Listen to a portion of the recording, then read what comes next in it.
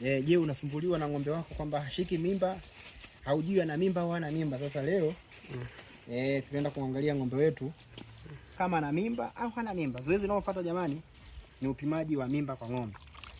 Kwa hiyo mfugaji ambaye una ng'ombe na umefuga kwa muda mrefu, hujui kama ana mimba au la, jamani tupigie. Bingwa ni mmoja tu, nawaambiaga ni mzee wa bei nyasi. Lima USD. Ukitaka kupandikiziwa tunapandikiza. Ukitaka tuangalie ng'ombe wako na mimba, njoo tuonyeshe Watanzania namna gani ya kupima mimba. Mlango hapa haupo. Tunapenya jamani. Hii ni underfield condition. Kwa hiyo wana uwezo. Nionyeshe uko unakopita kwa njia hii. Sasa tunaenda kufanya zoezi linalofuata jamani ni upimaji wa mimba. Tujue ng'ombe wetu ana mimba au la.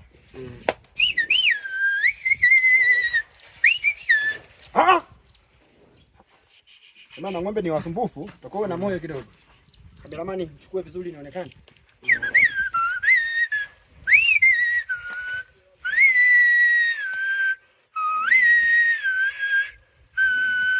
Zoezi lilopo mbele yako ni upimaji wa mimba jamani. Ng'ombe wetu japokuwa ni msumbufu lakini tunapima hivyo hivyo.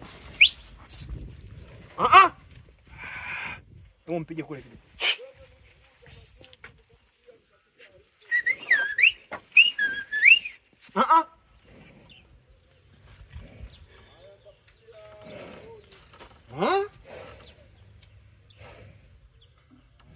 Elia. Wewe uko.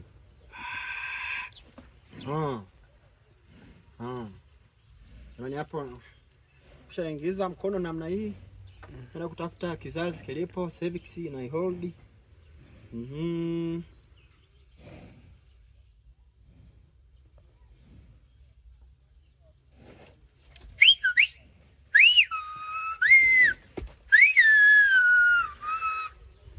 Kati tena binya hapo hapo kati.